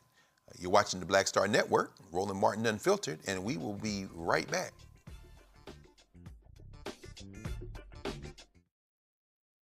With medicine and science under attack, I want to keep you and your family informed and healthy. I'm Dr. Ebony Hilton, and I knew at the age of 8 that I wanted to be a doctor. So I studied hard and became the first African-American female anesthesiologist hired at the Medical University of South Carolina since its opening in 1824. And I always say I was made into a doctor, but I was born to be a mom. And as a new mom, wife, sister, daughter, and friend, I understand how frightening a medical crisis can be. I care for individuals on some of the worst days of their lives, and it's my mission to provide you with a safe space to gain clarity on issues affecting your mind, body, and soul. I recognize that there are health disparities, particularly as it pertains to race, and I want to help bridge the gap between you and your healthcare providers. Join me every Thursday for Second Opinion on the Black Star Network, where each week I'll invite experts from various medical fields to share the latest health news. We'll discuss topics such as the vaccine debate, mental and sexual health, medical bias, infertility, menopause, andropause, nutrition, and aging. Together with my medical colleagues, we aim to provide you with a second opinion.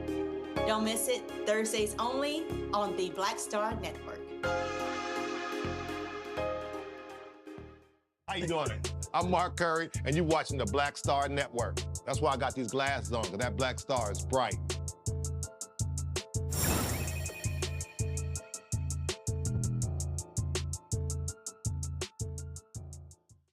Welcome back to the Black Star Network.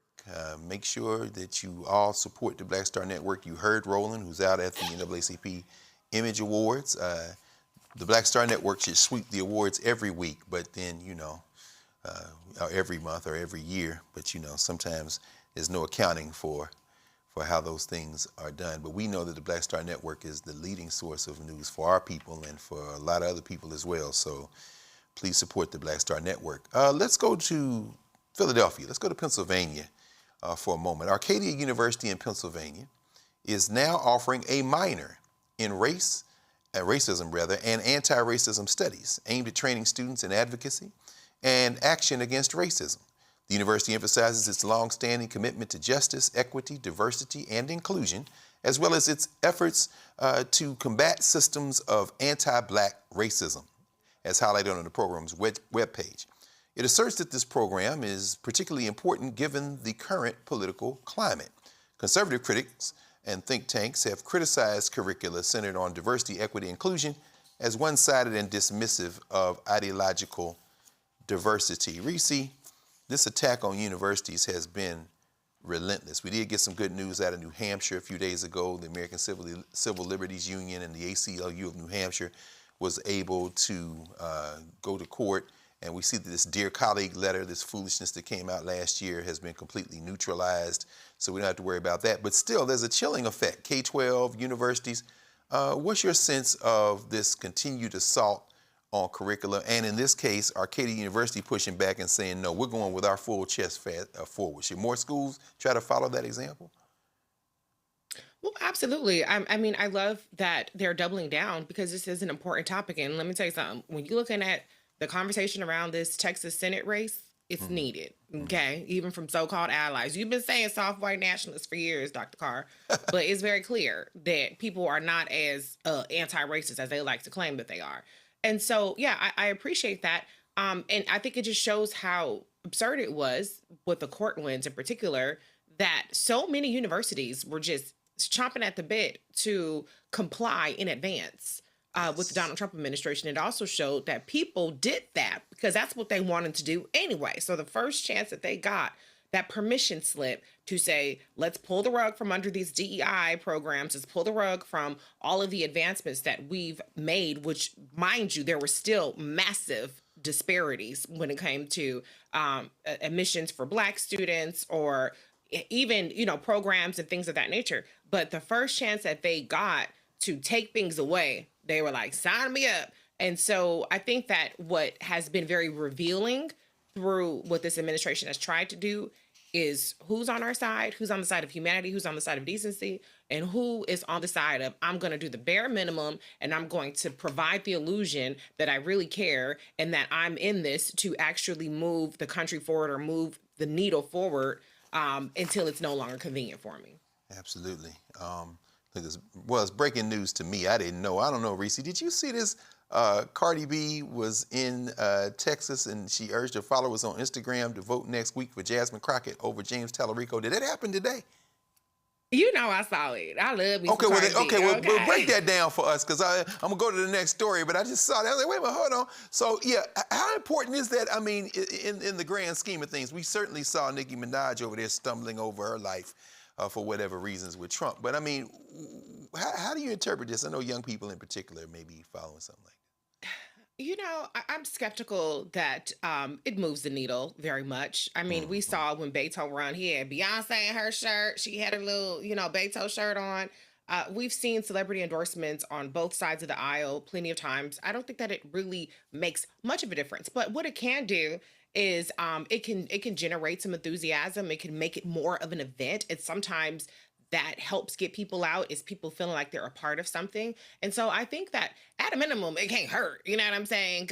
Gary Chambers, our good brother Gary Chambers, has been breaking down the numbers in Harris County, for example, and saying like, look, this turnout is not that great so far. It's certainly not running ahead or not running ahead by much of prior election cycles. And the theory of Jasmine Crockett's race or Congresswoman Crockett's race is that she can activate disillusioned and disaffected voters. Now, in her defense, part of the reason why maybe they haven't been as activated is because the mainstream media and the white nationalists, the soft white nationalists, let me put it that way, have really tried to drive home this point about electability and about only Tallarico can win, even though white men have been losing for 30 years statewide on the Democratic side.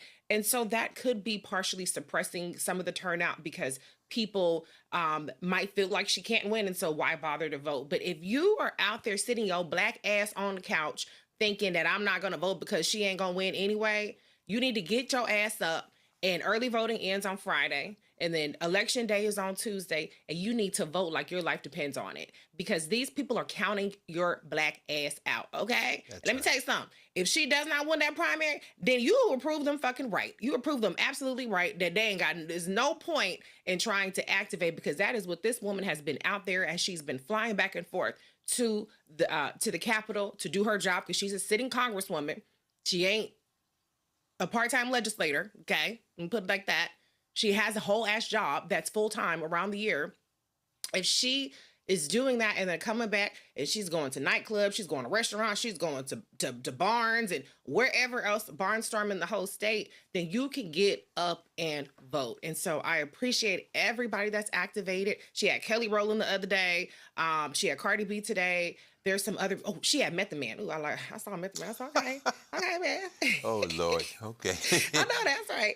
So I'm just saying, look, I would vote anyway, but I'm just saying, some people are probably looking at it like, okay, I know that's right. Let's go with Jasmine. So even if, I'm going to say this, let's say that the turnout is not as massive, and let's say she barely ekes out a win here. I think, though, that being able to silence the doubters who do not think that black voters are worth investing in, and people who may have been tempted to be apathetic because, well, she ain't gonna win anyway. They all in for the white man. He was on Colbert and da-da-da-da-da-da.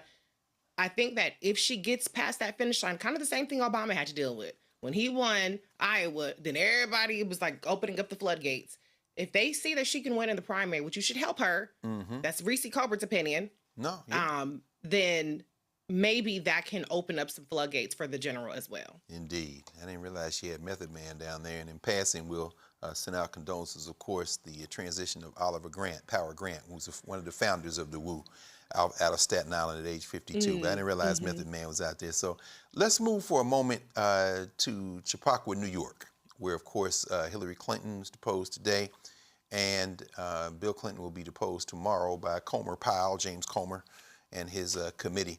The former Secretary of State, in fact, is demanding a public deposition, that is former Secretary Hillary Clinton, after it was paused, her deposition was paused when a Republican representative, Lauren Boebert, still around, huh, Bobo, who shared a photo of Clinton testifying with a conservative white nationalist influencer, Benny Johnson, who then posted it on social media. This action, of course, violated the committee's rules regarding depositions. During her testimony, Clinton said she was unaware of the crimes committed by Jeffrey Epstein or Ghislaine Maxwell. Her husband, former Bill Clinton, as I said, is set to testify before the oversight panel on Friday. This will be the first time a former president has been compelled to testify before the Congress.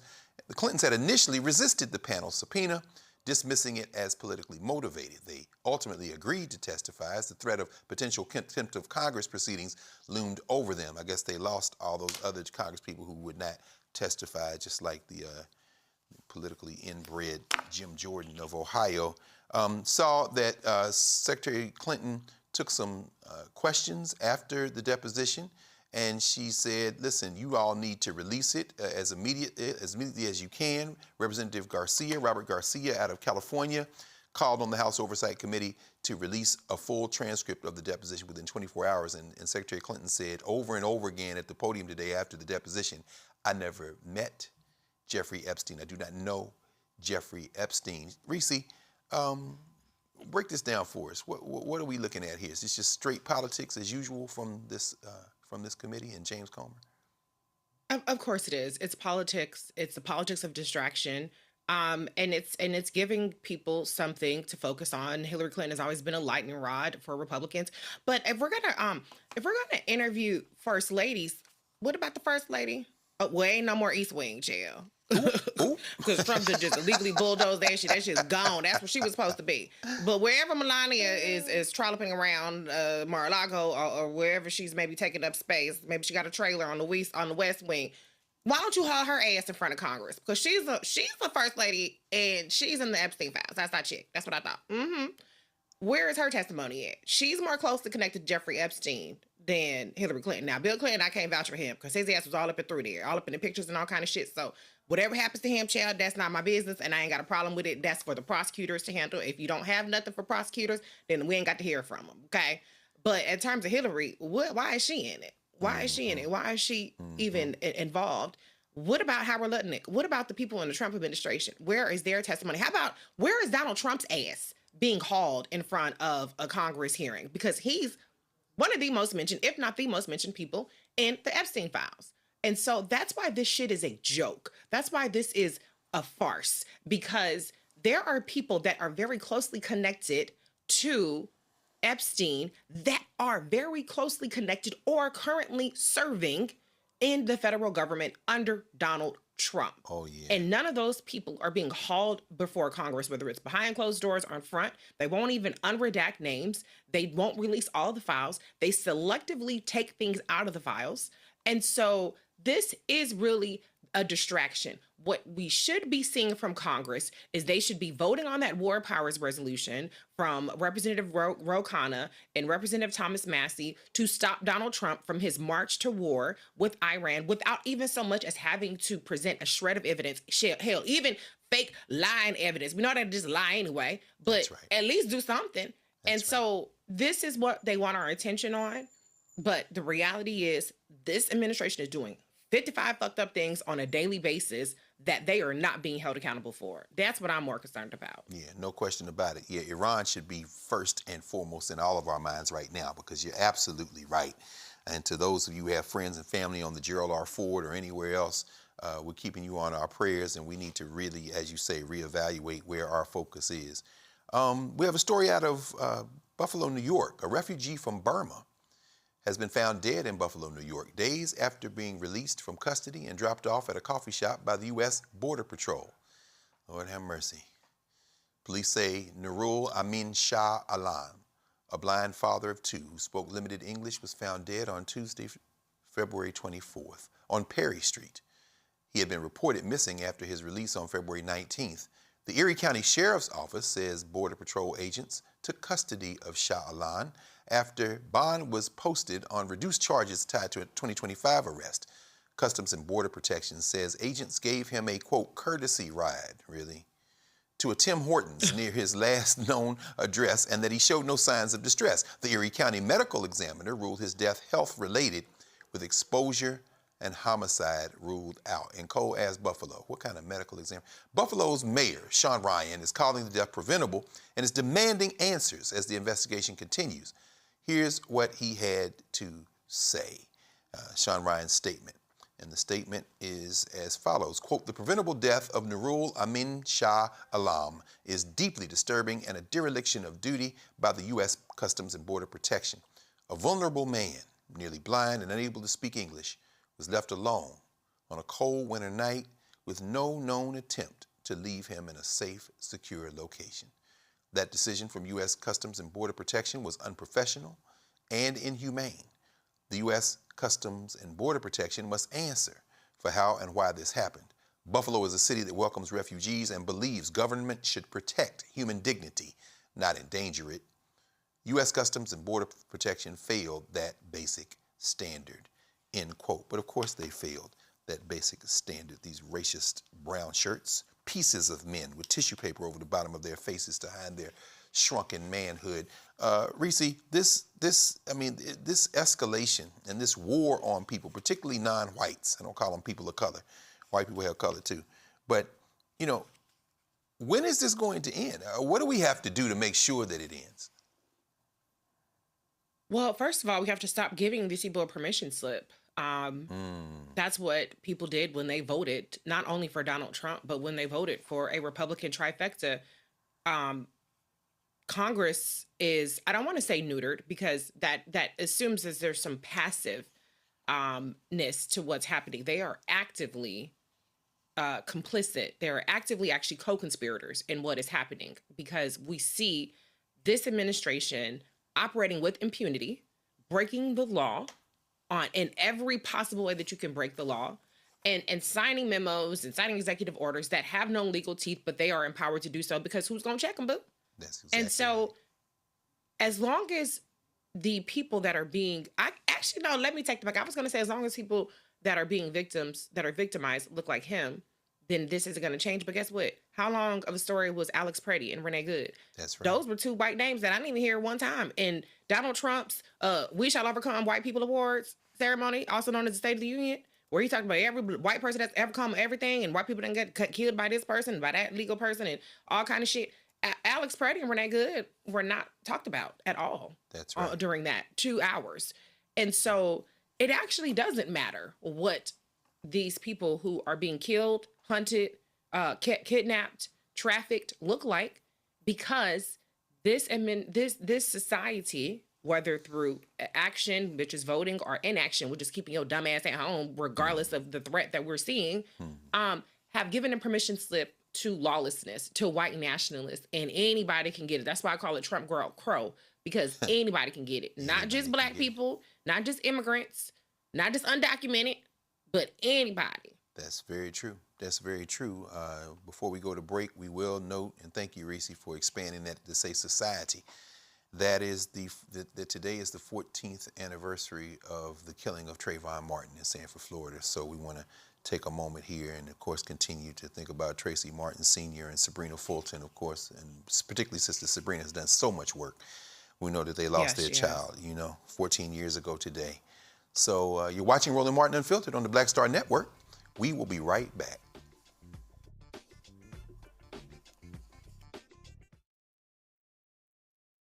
Pull up a chair, take your seat. The Black Tape with me, Dr. Greg Carr, here on the Black Star Network. Every week, we'll take a deeper dive into the world we're living in. Join the conversation only on the Black Star Network. I'm Ryan Wilson, CEO and co-founder of The Gathering Spot, and you're watching Roland Martin Unfiltered on the Black Star Network.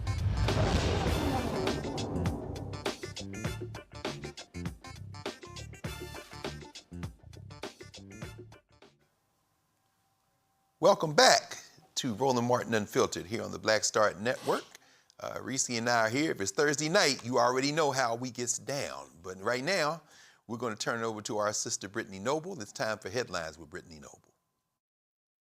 $7 million after a jury found that police wrongfully raided the home of a black family. A federal jury determined that a 2018 Chicago police raid at the Tate's family home at Back of the Yards Apartments violated their civil rights. Ebony Tate, her mother, Cynthia Eason, and her 4 kids, Imani, Lanaya, Legend, and Lakaya Booth were at home on August 9, 2018, when that incident occurred. CPD SWAT teams set off flashbang grenades outside the family's apartment before breaking down the door and repeatedly pointing assault rifles directly at the kids. The 4 children were 13, 11, 8, and 4 years old at the time. The jury found CPD officers guilty of acting improperly and using excessive force against the family. During the raid, Tate suffered a panic attack, and her mom was forced outside in front of her neighbors in only a T-shirt and underwear. And now one of the largest payouts from the city. The family, along with their lawyer, speak out about winning the case. They say each child will get $1 million in damages, while Tate and Easton will each get $750,000. The city says it disagrees with the verdict and it's exploring post-trial motions. Well, a car chase involving federal immigration enforcement officers led to a multi-vehicle crash Wednesday in Newark, New Jersey. Mayor Ross Baraka said on social media that ICE agents attempted to pull over a van in the state's largest city when the driver fled. He said the ICE agents gave chase, resulting in an accident involving several vehicles, including one carrying 3 kids. The driver of the van was injured and taken to the hospital. It was not immediately clear the extent of the driver's injuries or why the person was being pursued by ICE. Baraka said in an interview to reporters that he expects to hold agents accountable for their actions. He also said Newark police were not involved with ICE's investigation and only responded to the crash. A guest of Congresswoman Ilhan Omar, Minneapolis resident Aaliyah Rahman, was arrested by Capitol Police during the State of the Union after standing in the gallery. She's a U.S. citizen, was injured in January when federal immigration agents in Minneapolis forcibly removed her from her car. Omar is calling for an investigation, saying her guest was removed despite warning officers about her shoulder injuries and was charged with unlawful conduct for her brief protest during the president's speech. Rahman talks about the moments leading up to her arrest. Capitol Police say that Rahman began demonstrating around 10:07 p.m. That's nearly an hour before the president ended his remarks. And they also said that she ignored multiple requests to sit down. They go on to say it's illegal to disrupt the Congress and demonstrate in the congressional buildings. Colgate-Palmolive says it will ask investors to vote against a conservative shareholder proposal to remove diversity, equity, and inclusion criteria from its board selection process. While many companies scaled back DEI programs over the past year and political pressure, well, Colgate is actually standing firm, joining a small group of firms like Costco and Apple in maintaining its policies. In 2025 proxy statement, that company noted that 3 of its director nominees are members of underrepresented communities. Singer Brian McKnight is suing Ricky Smiley, radio host Karen Clark, and Urban One for defamation. McKnight is fighting back after he claims he was targeted by false and defamatory accusations made by his ex-wife, Julie McKnight, during an interview in 2025 on Foxy 107.1, owned by Urban One. Brian says his ex-wife, Julie, accused him of being a neglectful father and emotionally abusive towards her and her kids. The suit alleges that Clark amplified the accusations without any opportunity for the singer to defend himself. The suit says the defamatory allegations were rehashed in December of 2025 on the Ricky Smiley Morning Show podcast. McKnight says that the accusations severely damaged his career and reputation. He's asking for $25,000 for compensation and punitive damages and for ongoing damage to his career and reputation. Oliver Power Grant, a founding member of the hip-hop group the Wu-Tang Clan, has died. He was 52 years old. The Staten Island-based hip-hop collective confirmed his death Wednesday, February 25th, through an X post. Rest in power, the group wrote alongside a video showing interview clips of the foundational member. No further details were shared about Grant's cause or manner of death. On Tuesday, February 24th, Grammy-winning rapper and also a founding member of the group in 1990, Method Man reported Grant's death on Instagram. Greg? Thank you. Thank you very much, Brittany. And everyone make sure, and one of the exciting new shows has been rolled out here at the Black Star Network, Catch the Breakdown with Brittany Noble on the Black Star Network, Monday through Friday at 12 p.m. Eastern Standard Time. Lot going on this weekend. Reese, we're expecting you on Channel 126, Sirius Urban View, where talk empowers and becomes action. On Saturday, from 3 to 4, period. The Reese Colbert Show. It's 2 to 4, honey. I got 2 to 4. 2 hours. Oh, I'm sorry. I'm tripping. You know, I know better than that. Plus, you be on with Clay, too. So, you know, we go all Reese all the time, though, because you got the full spectrum covered. So that's what I'm talking about. Shout out to Sankofa Video and Books. On Friday, tomorrow, there's a free screening at 10 a.m. If you're a high school student in the DMV or outside of DMV, if you can make it to the Lincoln Theater on U Street, the new film by Haile Gerima, 10 hours, 5-episode documentary. They're going to screen about an hour of it for high school students tomorrow morning at 10 a.m. for free. Black Lions, Roman Wolves. We talked with Haile and Shriek Gerima on the Black Table for a new session at the Black Table. So check out that conversation. And that evening, tomorrow evening at 7 p.m., there's a gala. It's a fundraiser and a support for Sankofa. Go to sankofa.com for more on that. So that does it for us here at Roland Martin Unfiltered. Thanks, Roland, for letting us fly the mothership for this last hour, for trusting Reese and I. And thank everybody here. You know, Carol Call say, okay, get in that seat. Yes, ma'am. You know, I got to do that. So Roland will be back tomorrow. Have fun out there in L.A., California, the city of angels. Hollywood, say hello to NAACP and tell them stand up for black people. Anyway, we will see you all tomorrow. And Roland Martin Unfiltered, holla.